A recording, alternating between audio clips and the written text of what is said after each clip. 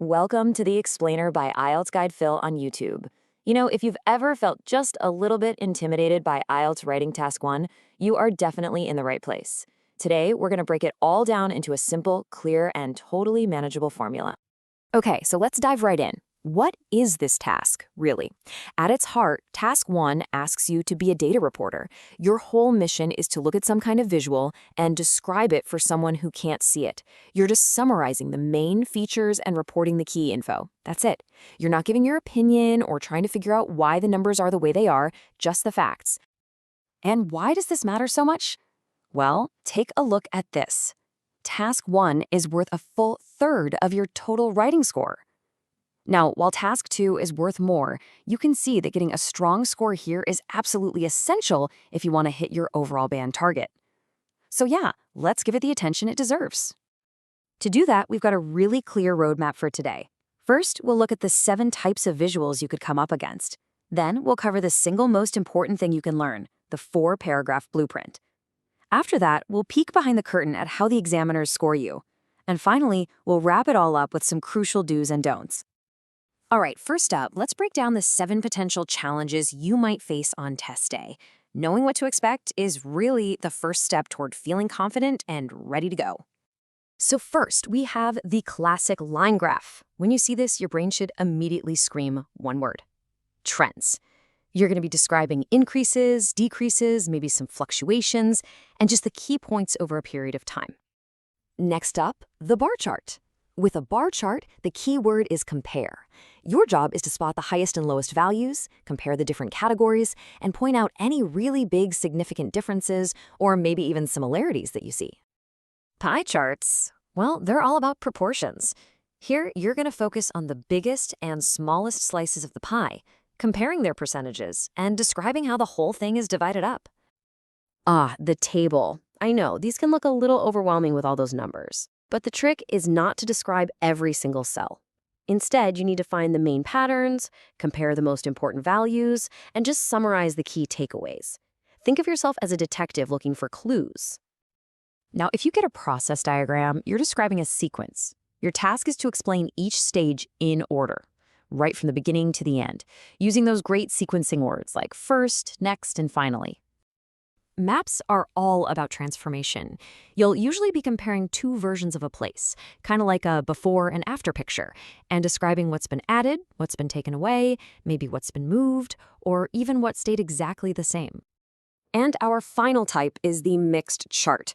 This could be a bar chart with a line graph, or maybe a pie chart and a table.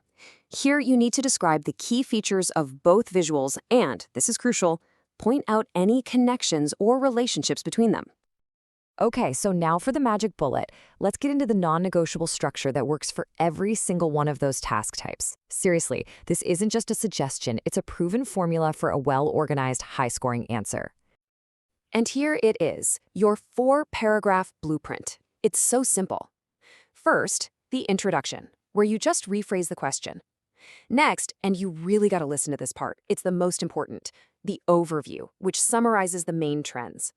Then you'll finish it off with 2 body paragraphs, where you give all the specific details and data to support that overview. Simple, clear, and incredibly effective. So let me just say it again because it's that important. Your overview paragraph is non-negotiable.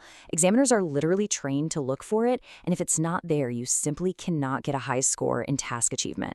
It's the big picture summary before you dive into any details. Never, ever, ever forget it. So how is all of this actually graded? Let's pull back the curtain for a second and look at the examiner's scorecard.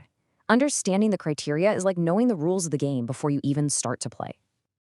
Now, what's really fascinating here is the balance. Your score is split evenly into 4 equal parts. And what that means is you can't just have amazing grammar and ignore everything else. You have to perform well across all 4 of these categories to get the score you're aiming for. So let's break down what these actually mean in plain English. Task achievement, that's basically, did you follow the instructions? Coherence and cohesion is all about organization. Lexical resource, that's your vocabulary. And grammatical range and accuracy is about using varied and correct grammar. Master these 4, and you've mastered the task. All right, let's bring it all home with a final checklist of some crucial do's and don'ts.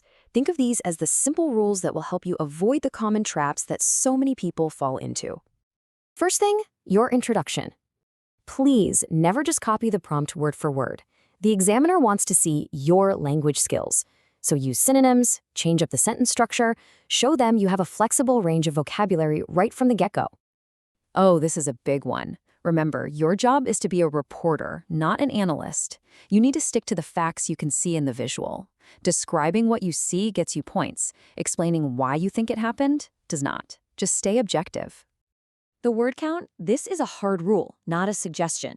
If you write less than 150 words, you will get penalized on your task achievement score. So the best strategy is to aim for that safe zone, somewhere around 170 to 190 words. That way you know you've met the requirement and you've got enough room to develop your points properly. So what's the big takeaway from all this? Honestly, it helps to think of task 1 less as some creative writing challenge and more like a logic puzzle. Once you know the formula, the 4-paragraph blueprint, the right kind of vocabulary, and that objective reporting style, you can solve it effectively every single time. Everything we've gone over today is based on the expert material written, created, and produced by IELTS Guide Phil. And if you're ready to dive even deeper, which you absolutely should, there are a ton of fantastic resources waiting for you. There's the original blog post, more video explainers on YouTube, podcast deep dives on Spotify, and a really supportive community over on Facebook. And you'll find direct links to all of these amazing resources right there in the description below. Go check them out, keep practicing, and thank you so much for watching.